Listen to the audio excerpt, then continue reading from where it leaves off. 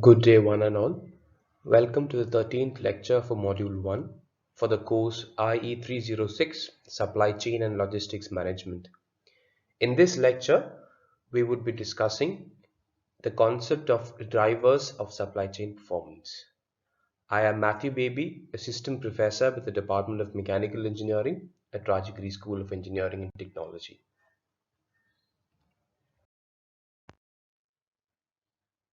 So there are certain elements or entities of the supply chain which basically affect the performance of a supply chain. Performance of a supply chain in terms of its responsiveness and efficiency.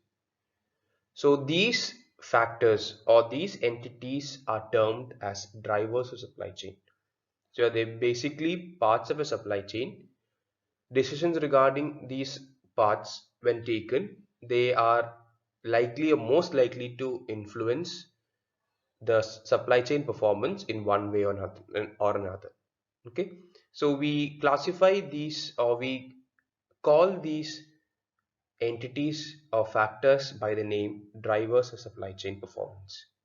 So these drivers of supply chain performance, they are classified into two categories.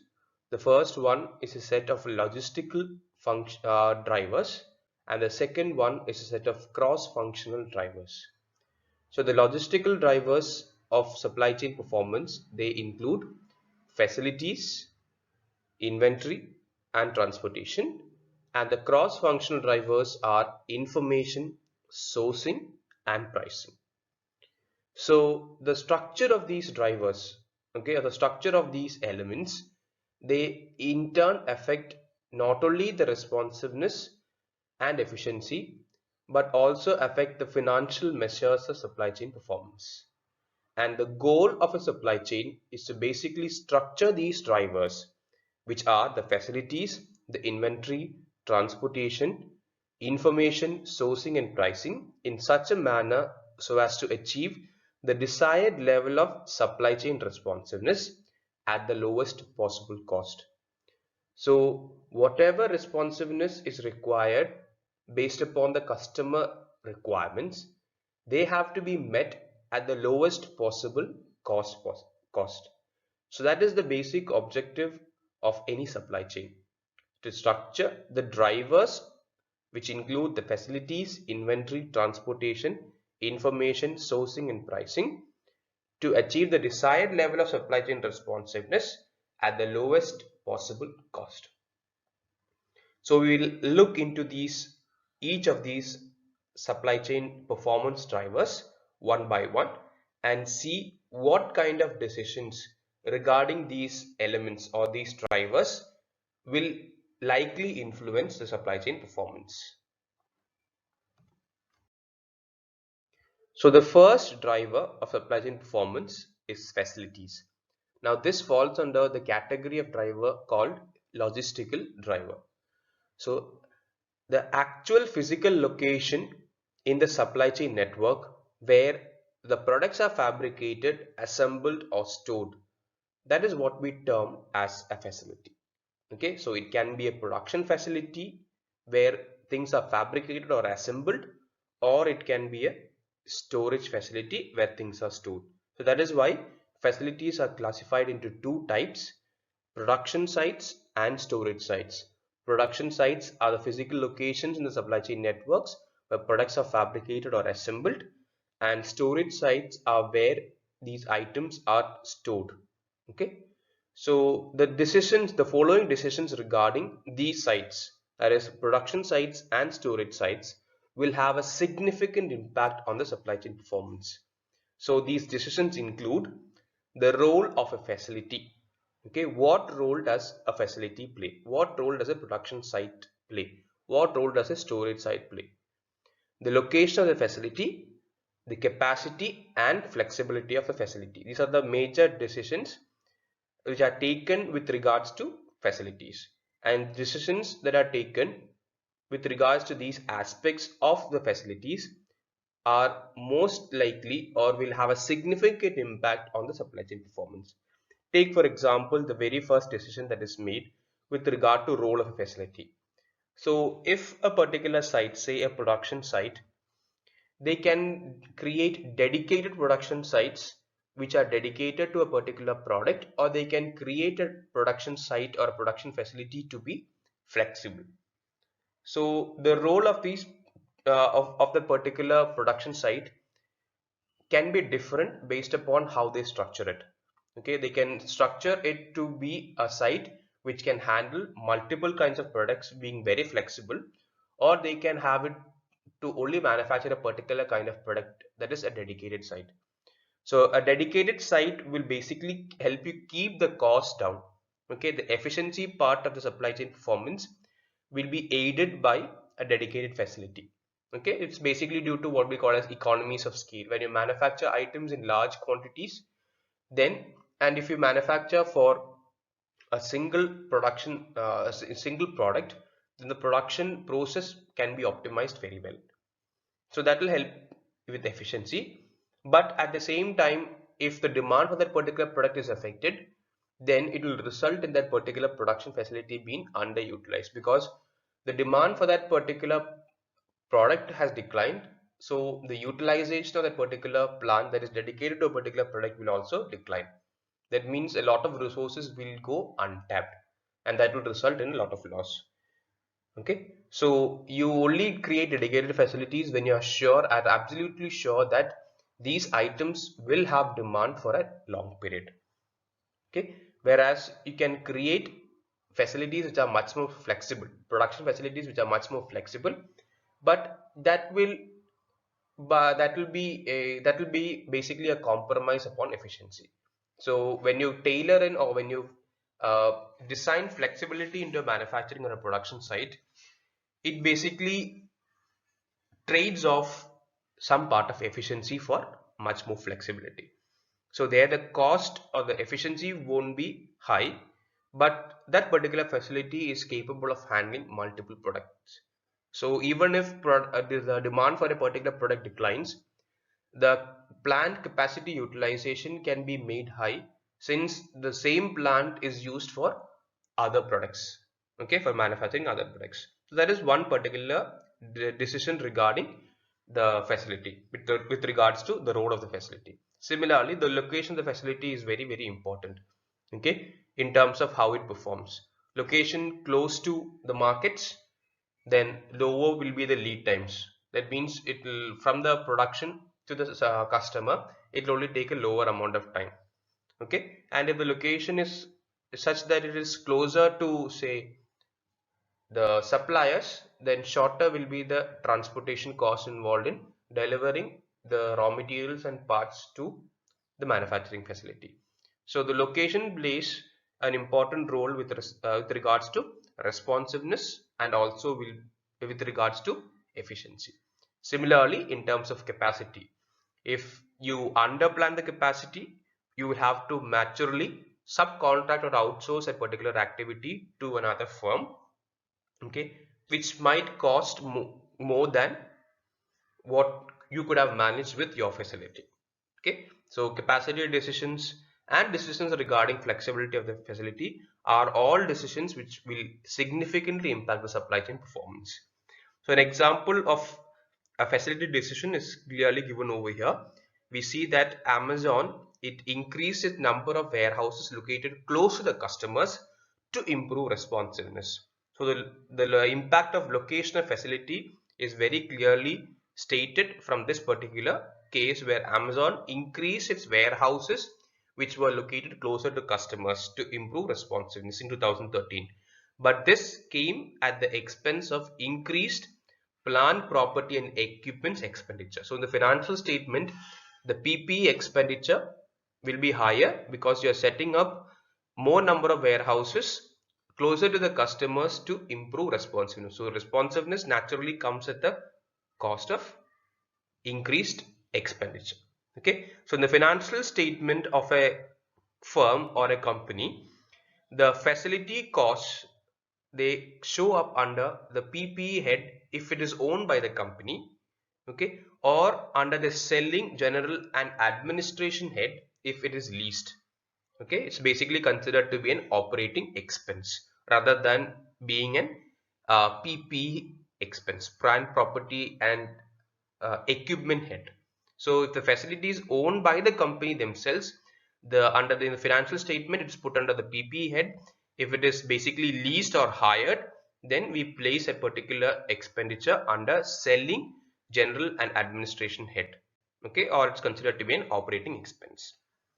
So this is how the facility, there is this particular entity called facility, which is the logistical driver. It becomes a driver of supply chain performance. The second driver, the second driver of supply chain performance is inventory. Okay, so this includes all the raw materials, the work in process and finished goods within a supply chain. And this particular expense in terms of inventory is reported under assets in a financial statement. So this is not placed under any kind of expenditure or liabilities, but it is rather reported under assets head in the financial statements. So inventory includes all raw materials, work in progress or work in process and finished goods within a supply chain. So changing inventory strategy will affect the supply chain responsiveness and efficiency. An example for this is a case of fashion apparel business. Okay, now fashion apparel business is quite different from other businesses because it is dangerous for fashion apparel business to hold large amounts of inventory. Okay, since the inventory loses its value very quickly with changing seasons and trends. So an item which is currently being held in inventory in a fashion apparel business, it will lose value with change in time or change in seasons as well as change in trends. So it is never wise for a fashion apparel business to hold large amounts of inventory of a particular clothing item.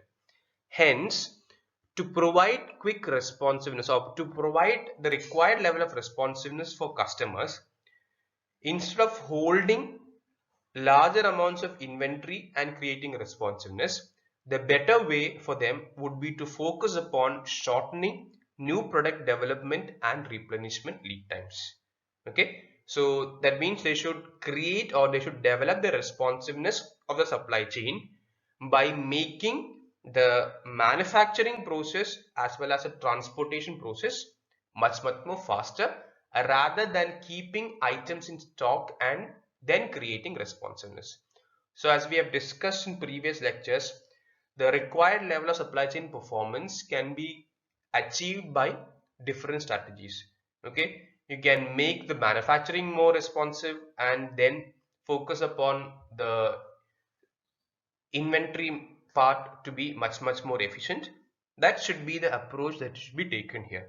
So the responsiveness that is required should be created by making the manufacturing and the transportation parts of the supply chain much more responsive.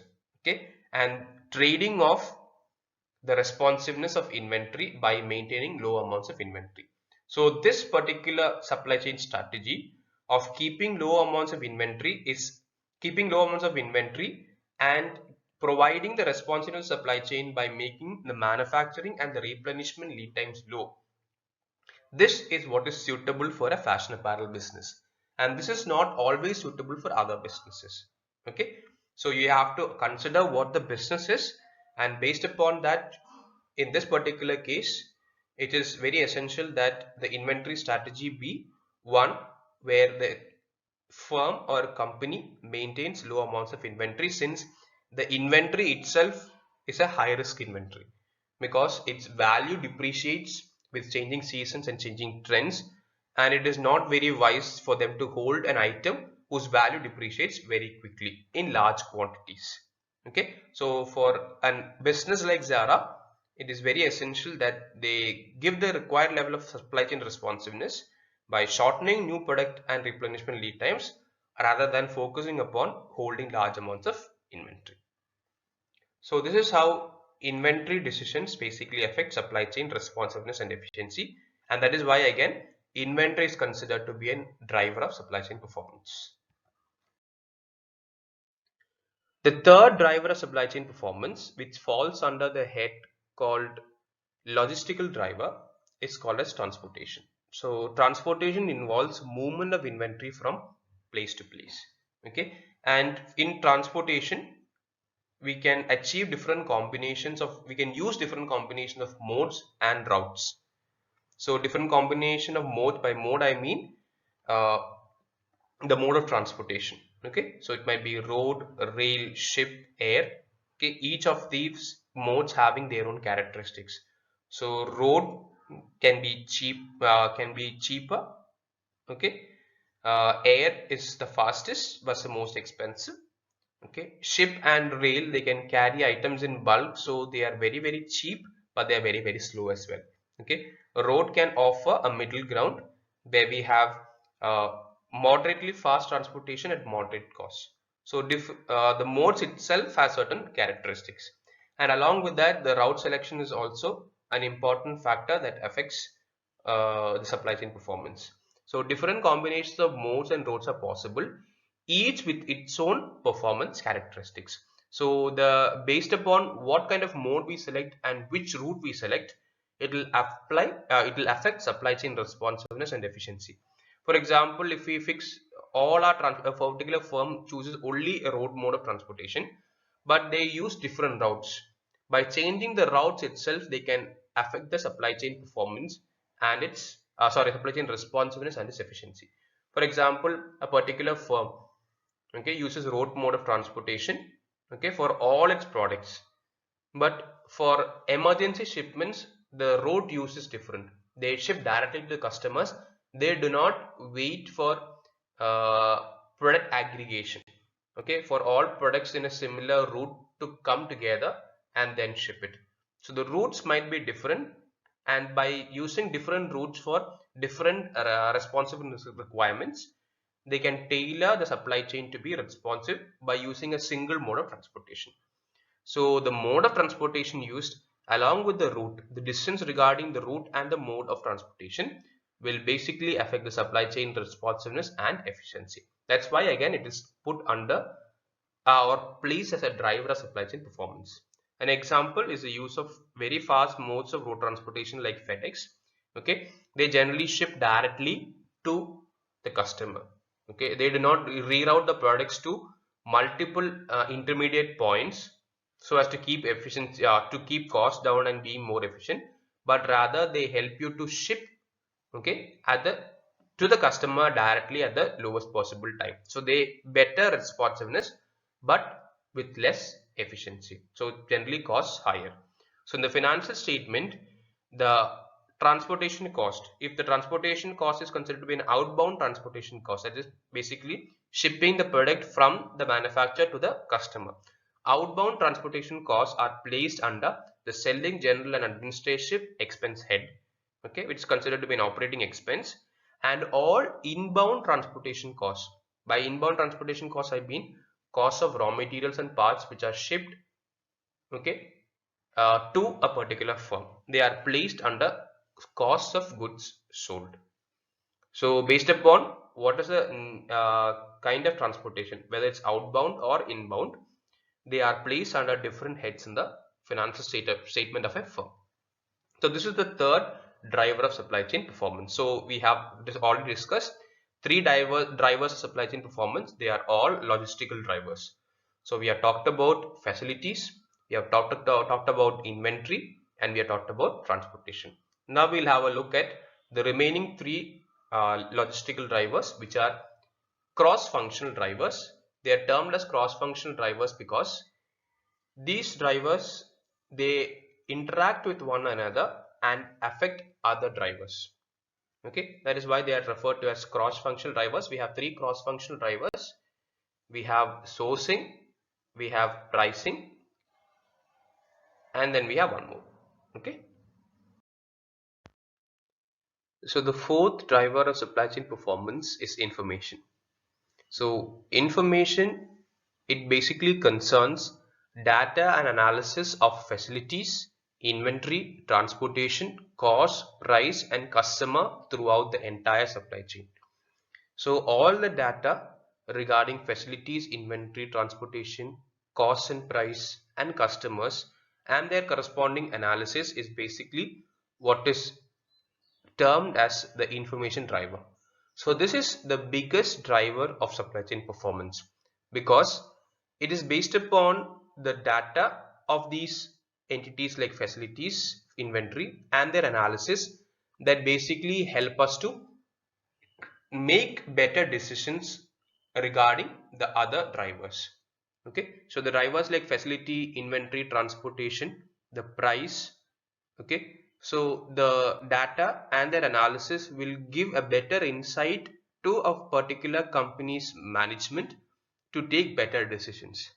That is why information is considered to be the biggest driver of supply chain performance, since it directly affects every other driver. So it provides the management the opportunity to make supply chain more efficient and responsive by the data and its analysis. Okay, so if, for example, one of the best examples for how information was used as a driver for supply chain performance is basically given by the example of 7-Eleven Japan. Okay, so it's again a retail firm. They have used information to their advantage to better match demand and supply. So they constantly analyze customers, transportation expenses, okay, the inventory levels, the facility levels, and based upon the data and their corresponding analysis regarding these entities, they could better match their demand with supply. Okay, so information is the biggest driver of supply chain performance since it directly affects every other driver concerned. Okay, and it also provides the proper data collection and the proper analysis of the data will provide the management the opportunity to make better decisions regarding the supply chain. Okay, which will net result make the supply chain more efficient and more responsive. So in the financial statement of a firm, the expense towards information, okay, it will be basically towards the IT infrastructure or information technology infrastructure. So the in IT infrastructure expenses, they are generally placed under the selling, general and administrative expense head or as fixed assets. Okay, so a part of the total expense towards IT infrastructure is placed under the operating expense or under fixed assets because the fixed assets can be taken or accounted for depreciation. You can place that particular amount under the fixed assets so that for when you calculate the tax of a particular firm for a year, you can write off that particular investment, a part of that particular IT structure in IT infrastructure expense investment under fixed assets so that you only need to pay lower amounts of taxes. But the entire IT infrastructure expense cannot be placed under fixed assets. There are certain rules that govern as to what proportion of the total IT infrastructure expense can be placed under fixed assets.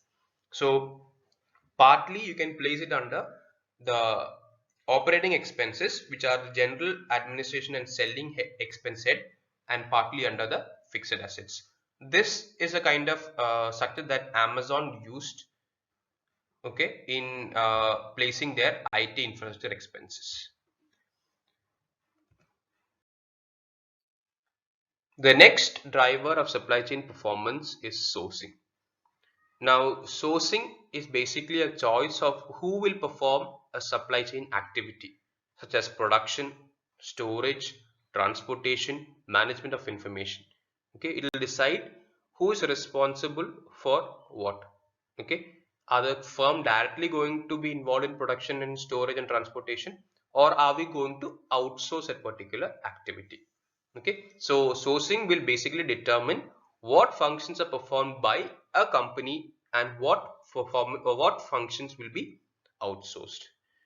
Sourcing also involves the activity of identifying potential suppliers for raw materials and components, okay, and managing these suppliers. So sourcing also is a term that is used in the case where a firm tries and identifies suppliers, negotiates with them, gets the best possible terms, and then manages the suppliers. So that is also a part of sourcing. Okay, so sourcing decisions will also affect the supply chain responsiveness and efficiency. For example, the Motorola's decisions to bring in some of its cell phones from China to make up for the drop in responsiveness resulted in increased transportation costs. So in a particular market, Motorola faced a very high demand for its phones. Okay, the production facilities that were nearby couldn't manage this particular high amounts of, or their capacity was very limited, so they faced shortage of products. So that particular process, or that particular effect basically resulted in the supply chain being less responsive. So the customers had to wait for a long time to get the product. So to make it more responsive, what Motorola did is basically it chose to transport or import in the cell phones which were manufactured in China, their China plant. Now Motorola is basically owned by Lenovo. Okay, it's a Chinese company. So Motorola, they had a Chinese manufacturing facility. So to counter up, or for make up for the drop in responsiveness due to the high demand, okay, which was never expected by the company in that particular market, they sourced in mobile phones or cell phones which were manufactured in the China plant, okay, to make up for the drop responsiveness. So their sourcing decision was to basically import plants from their China, import cell phones from the China plant so as to make up for the drop in responsiveness. But this resulted in increased transportation cost. Okay, so these are decisions which will affect your supply chain performance. So a supply chain performance will be likely be affected by the decisions with regards to who will perform a particular supply chain activity. Okay, whether the production will be performed in-house or whether it will be outsourced. Okay, whether the storage will be carried out by the firm itself or whether it will be outsourced, whether transportation itself is entirely outsourced, and whether the management of information is outsourced. Take for example the case of production. If the production facility itself is outsourced, okay, that means instead of producing a particular phone from their own plant, they can outsource a particular production activity to another firm. Okay, so what happened is what might happen is the outsourced manufacturing facility might be able to manufacture the products at a very low cost. Okay, but if the target market is a long distance away from the manufacturing facility, then correspondingly you'll have to trade in cost. Okay, so this particular decisions regarding who will perform an activity with regards to production, storage, transportation, management of information, okay, supply of materials and components, they are all likely and most likely to influence supply chain responsiveness and efficiency. So in the financial statement, the sourcing costs are basically placed under cost of goods sold, and the amount payable to suppliers are recorded under accounts payable. Okay, so when you are talking about the sourcing cost basically are placed under the cost of goods sold, but the amount that is payable in terms of amount payable to a supplier are recorded under the expense head under a specific sub head called the accounts payable head. So the last driver of supply chain performance is pricing, and pricing, it determines how much a firm charges for its goods or services. So pricing is generally a driver of supply chain performance because it is most likely to affect the buyer behavior.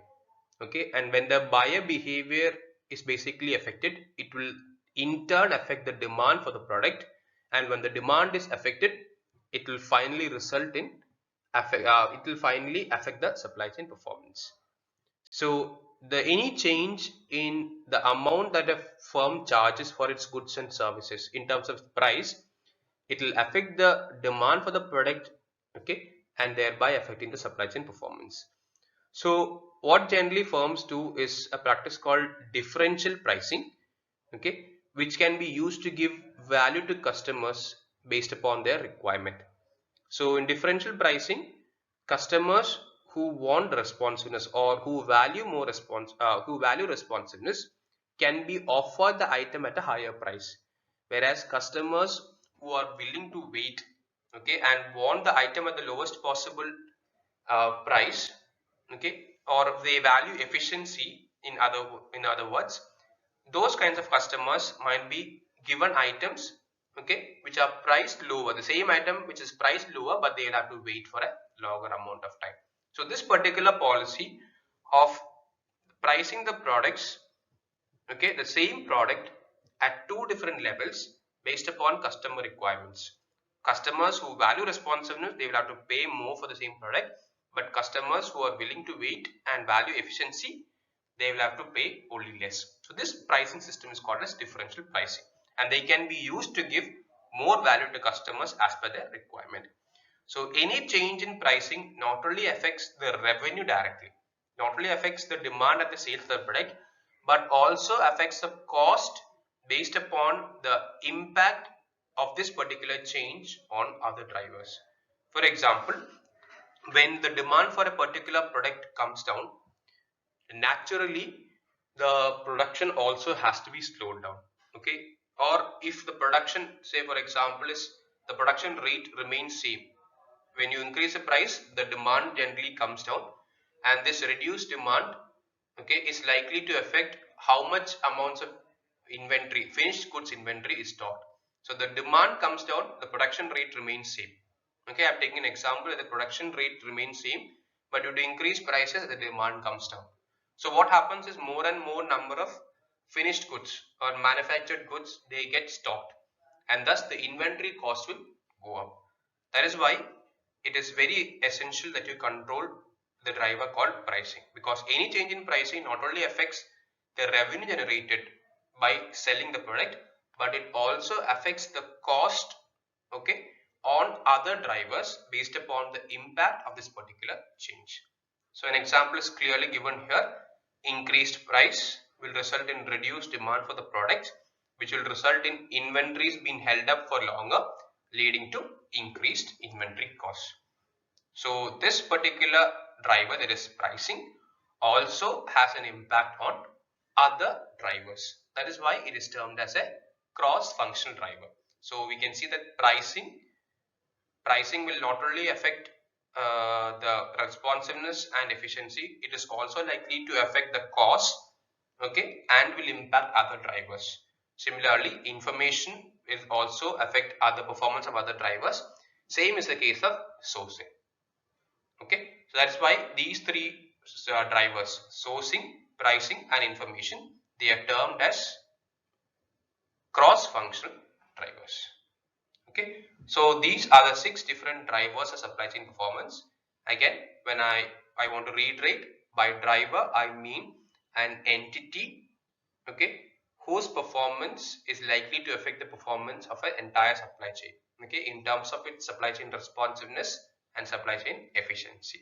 So whenever we make decisions regarding these elements or these entities, they will surely influence the supply chain performance. That's why we call them as drivers of supply chain performance. So we have 2 categories of drivers. We have logistical drivers, okay, we have 3 logistical drivers to be specific. We have transportation, inventory and facilities, and we have 3 cross-functional drivers which are linked with each other and which will affect the performance of other drivers. That's why they are termed as cross-functional drivers. They are information, sourcing and pricing. With this, we conclude this particular lecture, and thank you.